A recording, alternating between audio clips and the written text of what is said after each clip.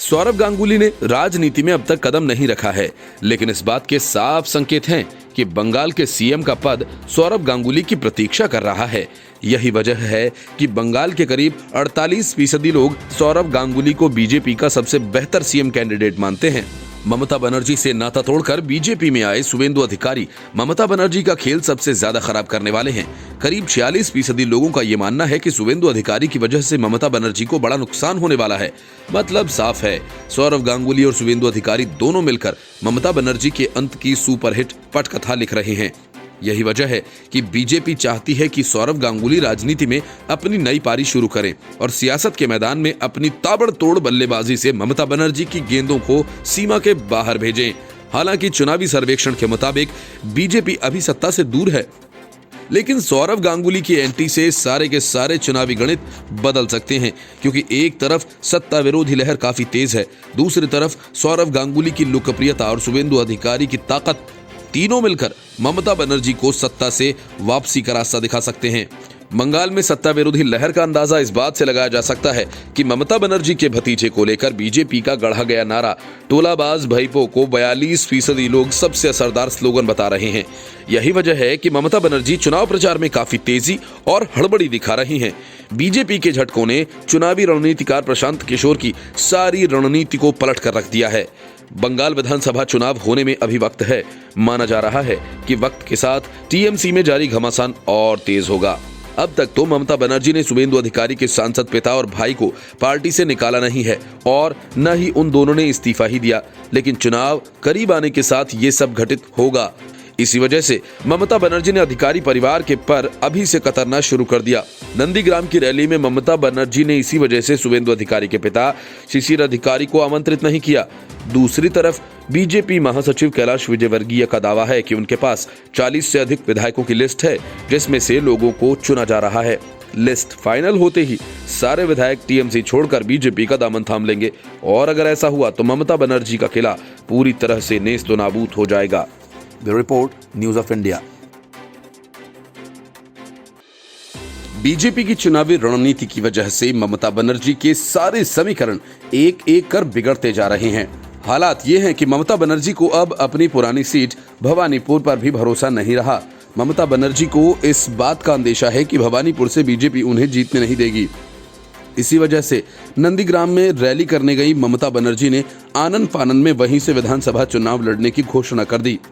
मतलब साफ है कि ममता बनर्जी एक नहीं बल्कि 2 विधानसभा सीटों से चुनाव लड़ेंगी। अगर एक सीट पर हार भी जाएं तो दूसरी सीट से वो विधानसभा पहुंच जाएं। सवाल ये है कि जब टीएमसी के सर्वोच्च नेता को ही एक सीट से जीत की उम्मीद कम है तो पार्टी के दूसरे बड़े नेताओं का क्या होगा। कहने को तो ममता बनर्जी ने नंदीग्राम से चुनाव लड़ने का ऐलान कर दिया, लेकिन इस ऐलान के तुरंत बाद बीजेपी नेता शुवेंदु अधिकारी ने ममता को ललकारा। कोलकाता में एक रैली के दौरान शुवेंदु अधिकारी ने ममता बनर्जी को सीधी चुनौती देते हुए कहा कि नंदीग्राम में वे ममता बनर्जी को 50,000 वोट से हराएंगे। बीजेपी के प्रदेश अध्यक्ष दिलीप घोष ने कहा, ऐसा लगता है कि मुख्यमंत्री ममता बनर्जी भवानीपुर में हार भांप गई हैं, इसलिए उन्होंने अचानक घोषणा की कि वह नंदीग्राम से चुनाव लड़ेंगी, लेकिन वह वहां भी हारेंगी। तृणमूल कांग्रेस हर जगह हारेगी। पूर्व मेदिनीपुर जिले के नंदीग्राम में विशेष आर्थिक क्षेत्र के निर्माण के लिए तत्कालीन वाम मोर्चा सरकार द्वारा जबरन भूमि अधिग्रहण के विरुद्ध जबरदस्त आंदोलन हुआ था। उसके बाद ही बनर्जी 2011 में सत्तासीन हुई थी।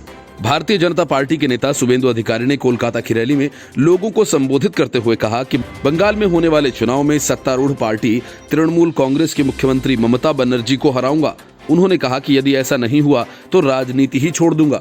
उन्होंने सीएम ममता को सीधे चुनौती देते हुए कहा कि नंदीग्राम से ममता बनर्जी को 50,000 से अधिक वोट से हराऊंगा, नहीं तो राजनीति छोड़ दूंगा। उन्होंने ममता बनर्जी द्वारा नंदीग्राम से चुनाव लड़ने की घोषणा पर भी पलटवार किया।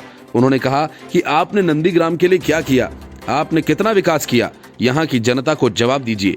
शुवेंदु ने ममता पर गंभीर आरोप लगाते हुए कहा कि दीदी तो नंदीग्राम आंदोलन की वजह से 2011 में सत्ता में आई, लेकिन नंदीग्राम आंदोलन के दौरान किसानों पर गोली चलाने वाले पुलिस अधिकारी अरुण गुप्ता को उनकी सरकार ने 4 बार एक्सटेंशन दिया। उन्होंने कहा कि नंदीग्राम की जनता ममता बनर्जी को कभी माफ नहीं करेगी। इस बार ममता की बुरी तरह से हार होगी। वहीं रैली से पहले हुए पथराव को लेकर भी सरकार पर हमला बोला। उन्होंने कहा कि इस रैली के लिए पुलिस की अनुमति ली गई थी, लेकिन फिर भी कुछ लोगों को पथराव करते देखा गया। लेकिन ये रणनीति काम नहीं करेगी, क्योंकि पश्चिम बंगाल के लोग हमारे साथ हैं और वे एक बदलाव चाहते हैं। मिनी पाकिस्तान के लड़के और कोलकाता निगम प्रशासन से जुड़े लोग पत्थर फेंक रहे थे। ये देखने लायक था कि जिस तरह से हमारे लड़कों ने उनका पीछा किया, इसने हमें याद दिलाया कि मोदी जी क्या कहते हैं, घुस कर मारेंगे। इससे पहले मुख्यमंत्री ममता बनर्जी ने कहा कि वे इस बार नंदीग्राम से विधानसभा चुनाव लड़ेंगी। शुभेंदु अधिकारी वर्तमान में नंदीग्राम के विधायक हैं, जो पिछले महीने ही तृणमूल कांग्रेस से इस्तीफा देकर बीजेपी में शामिल हुए हैं। मुख्यमंत्री ममता बनर्जी ने नंदीग्राम से हुंकार भरते हुए कहा कि मैं नंदीग्राम सीट से चुनाव लड़ूंगी, संभव हुआ तो भवानीपुर और नंदीग्राम दोनों जगह से चुनाव लड़ूंगी। ममता बनर्जी ने कहा कि इस बार भी बंगाल में टीएमसी की सरकार बनेगी और टीएमसी को 200 से अधिक सीटें मिलेंगी। ममता ने ये कहा कि मुझे वो दिन याद है, इसलिए मुझे किसी से ज्ञान नहीं चाहिए। नंदीग्राम किसने शुरू किया था हम सब जानते हैं। शुभेंदु अधिकारी के गढ़ नंदीग्राम में रैली करते हुए ममता बनर्जी ने जमकर बीजेपी पर हमले बोले। रैली में टीएमसी सांसद और शुभेंदु अधिकारी के पिता शिशिर अधिकारी और उनके भाइयों को नहीं बुलाया गया था। Bureau report, news of India. Delhi की सीमाओं पर प्रदर्शन कर रहे किसानों के बीच खालिस्तान समर्थकों की बड़ी संख्या में घुसपैठ हो चुकी है। इस बात को तो अब सब लोग जान ही गए हैं, लेकिन किसान आंदोलन की कांग्रेस किस तरह से फंडिंग कर रही है, इस बात का भी खुलासा हो चुका है। लेकिन मुंबई में किसान आंदोलन के नाम पर जिस तरह से सीएए और एनआरसी विरोधी सक्रिय हुए, वह अपने आप में एक चौंकाने वाला मामला है।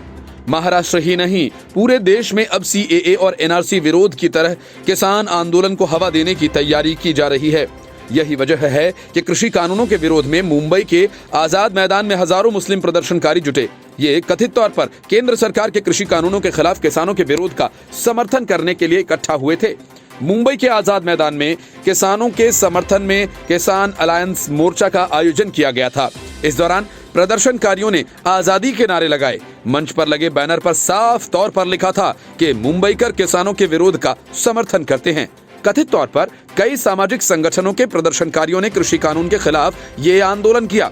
इस विरोध प्रदर्शन को एक राष्ट्रीय आंदोलन का रूप देने की तैयारी की जा रही है, जैसा दिसंबर 2019 से फरवरी 2020 के बीच सीएए विरोधी प्रदर्शनों के दौरान देखा गया था।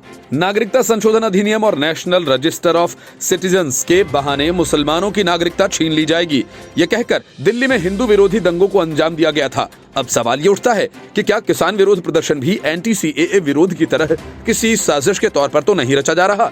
सोशल मीडिया पर एक वीडियो वायरल हुआ जिसमें कृषि कानून का विरोध कर रहे एक प्रदर्शनकारी को ट्रिपल तलाक, आसिफा बलात्कार और सीएए के मुद्दे को उठाते हुए तथा कथित किसानों के लिए समर्थन जुटाते देखा जा सकता है। प्रदर्शनकारी कहता है कि आज हम परेशान हैं, गली गली जाकर माँ बहनों को उनके घरों से बाहर निकालना हमारी जिम्मेदारी है।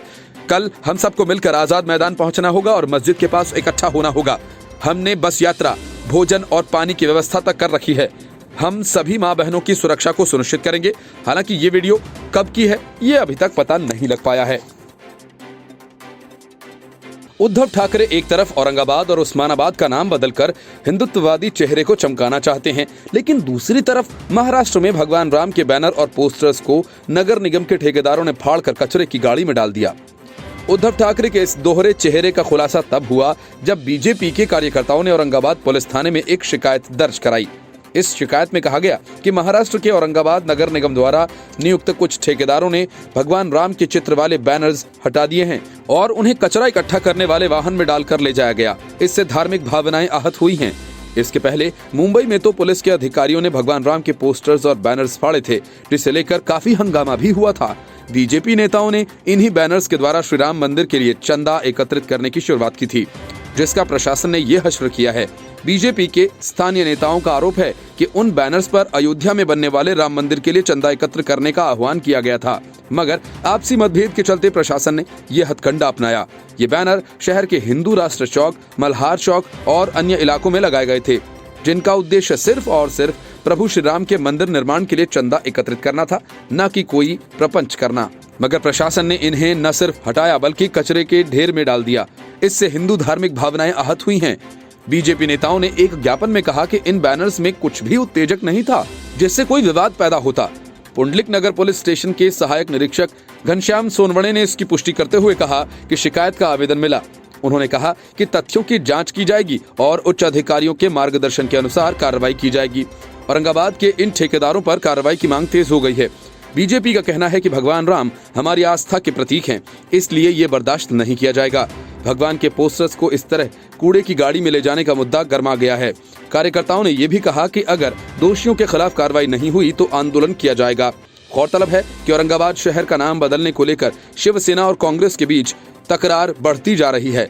महाराष्ट्र में सत्तारूढ़ महाविकास अघाड़ी की सरकार में सब कुछ ठीक नहीं है। शिवसेना के मुखपत्र सामना में पार्टी सांसद संजय राउत ने कहा था कि कांग्रेस जैसी धर्मनिरपेक्ष पार्टियों का विचार है कि औरंगाबाद को संभाजी नगर का नाम नहीं दिया जाना चाहिए। राउत ने कहा कि औरंगजेब धर्मनिरपेक्ष नहीं था, वो एक क्रूर प्रशासक था। वहीं इस पर पलटवार करते हुए कांग्रेस के बड़े नेता बालासाहब थोराट ने कहा कि महाराष्ट्र और केंद्र में पिछले कई साल तक ये लोग रहे और अब ये नाम बदलने को लेकर राजनीति कर रहे हैं। Bureau report, news of India.